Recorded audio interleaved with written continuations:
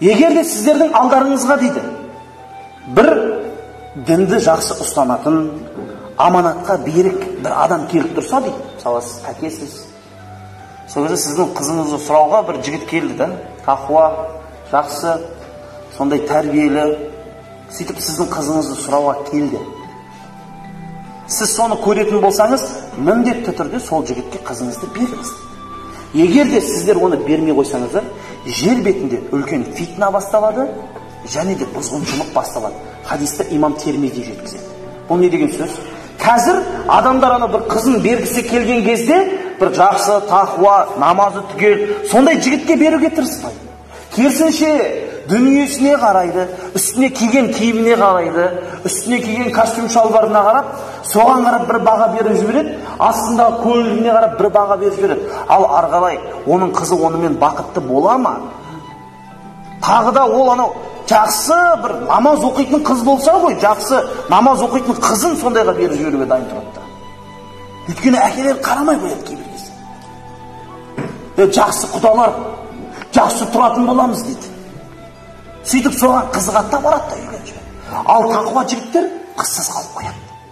Ешкім бермейді, бергісі келмейді. Қарайды, простой.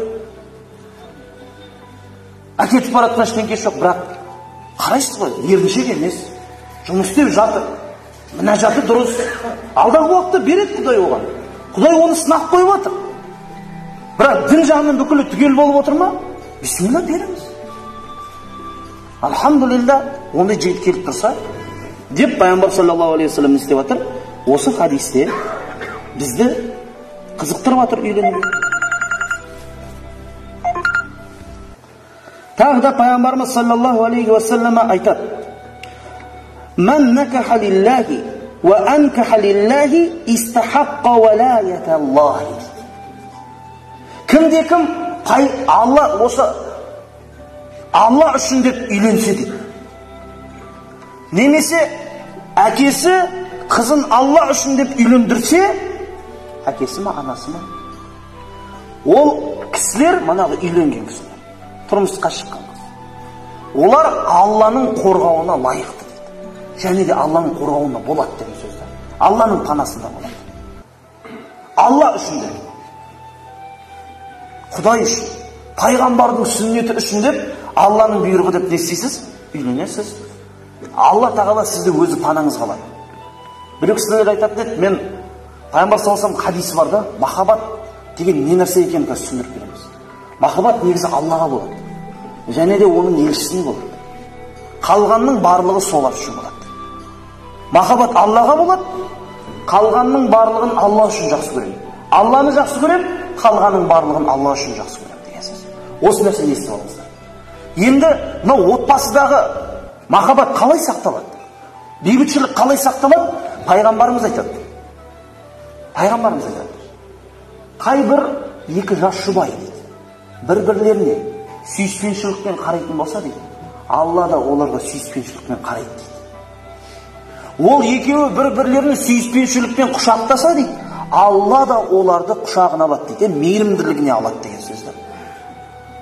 Демек енді қараңыздаршы, Алла тағала оларға сүйіспеншілікпен қарауды қалаған, Алла оларды мейірімділігіне бөлуді қалаған жас жұбайлар, соны қалаған болса, олар бір-бірлеріне сол кезде сүйіспеншілікпен қарайды. Демек Аллаға деген махаббат ол екеуін жақындатады да. Түсініп отырсыздар ма? Қойыңыздар бауырлар. Бір-бірлеріне махаббатпен қарайды. Аллаға деген махаббат болғандықтан солай қарайды. Және де сол себепті Алла оларға махаббатын төгеді. Сол себепті мынау қыз таңдаған кезде де сол үшін Құдайға деген махаббат. Біздің ақындардың мен біліп отырмын. Бір өлеңде бар да, я Раббым ғашық етші, өзіңе ғашық болған жанға деп жырлайды. Раббым ғашық етші, өзіңе ғашық болған жанға дейді. Біз сөйтіп дұға қылу керекпіз. Өзіңе ғашық болғанға я Алла тағала. Бір әйел болған ғой, айтып едім ғой, күйеуімен тұрады, бұрын соңды Құран оқиды, намазын оқиды, түнде.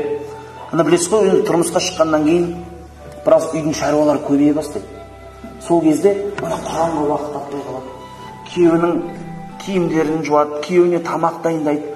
Күйеуімен шаруасы көп, шұғылы көп та.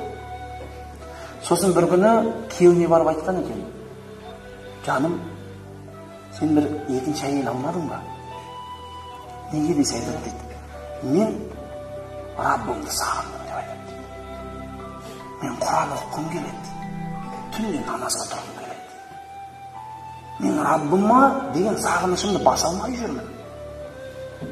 Оңашаланғым келеді Раббыммен. Ал сен барда, менде ондай мүмкіншілік қатты туып жатқан жоқ" деп айтады. Оның Раббысына деген сағынышына қараңыздар. Сондай сөзді айтқысы отыр. Қазір бар ғой, ондайды айтпайды ғой ол. Бірақ манағы Раббысына деген махаббаты болған, манағындай әйелдер болайша сөз бастап жібереді. Сол үшін Алла үшін неке қиғандар болады екен да. Алла үшін. Біреулер Құдай үшін емес қой, біреулерді басқа причина. Мен айтуға да ұяламын да. Біреулер зина жасап қояды, ортада бала бар, болды, неке қию керек мысалы. Қандай Алла бұл жерде? Бұл жерде ұят болады деген әңгіме жүріп жатыр да бұл жерде. Ал одан алдын ұят болатынын ойлаған жоқ.